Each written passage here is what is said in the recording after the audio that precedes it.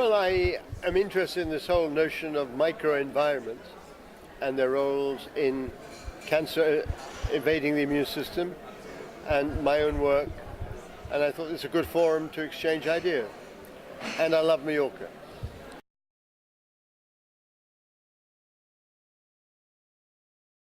Well, many diseases in the Western world now, I think immune diseases make up about a third of the diseases of the Western world. And if you think of autoimmunity, all the treatments for autoimmunities are chronic. They have to be given long term. And they don't cure, but they just modify the symptoms and make life easier for people. So it'd be nice to have cures. The drugs that are currently used also have side effects, so people pay a price long term for the treatments they're having. There's no free lunch with any of the treatments.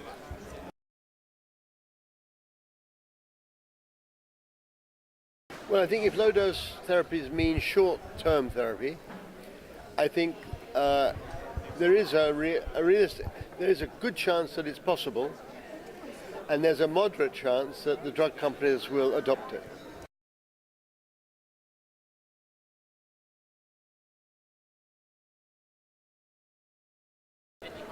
The immunosuppressive therapies are used long-term, and they all have some sort of side effect.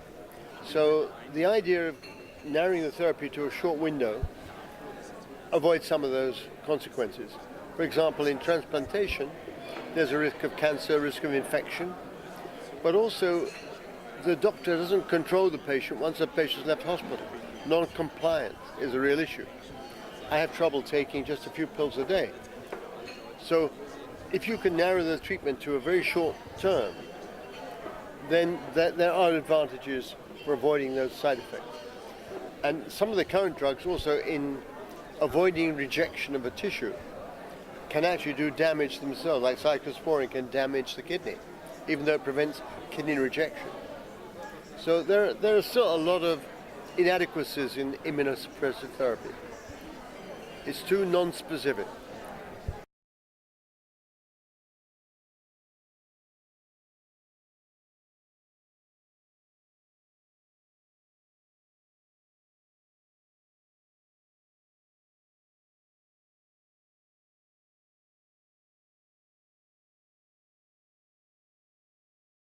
Yes, if those drugs in the human did not have adverse side effects, which we hope they won't, then the advantage is less cancer, less infection, no need for patient compliance, and also you are taking advantage of the immune system ability to regulate itself, and why not? I think realistically, the important thing is that you may be able to reduce the dose of these otherwise toxic drugs in many patients, even if you don't absolutely get tolerance. You may be able to minimize the dose of the immunosuppressive drugs we just talked about so that they're below their toxic level, so the side effects don't become intrusive. So on the one hand, we can aim at absolute tolerance. On the other hand, we can say we let the immune system do 90% of the work, but we put in drugs to do the last 10%. That's the big attraction of the short-term, what I call induction treatment.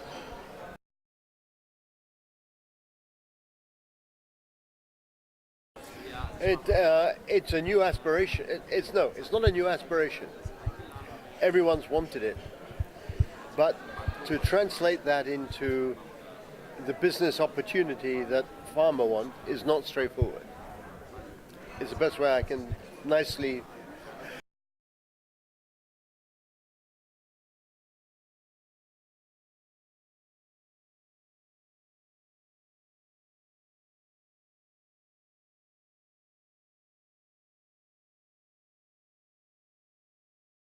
Yeah, because I think conventional immunosuppressive agents are given persistently all the time. They penalize the whole immune system, even though just a few lymphocytes are responsible for rejection. And so you risk infection with viruses and agents that may cause cancer. And so there is a real cancer risk in transplantation. if you only have to give a drug short term, then the impact of that short term is not enough to give a cancer risk. So we would all expect that short-term treatment would reduce cancer risk, would reduce infection risk in the long term, and some of the other side effects. That would be the main advantage. And the other main advantage, of course, is that many people are not very good at taking their drugs. They feel good, they feel well, and for every center that is treating patients with immunosuppression, there always report a few patients who rejected or stopped their immunosuppression for inadequate reasons. So non-compliance is an issue, and it can be avoided, hopefully, if one could use short-term treatment.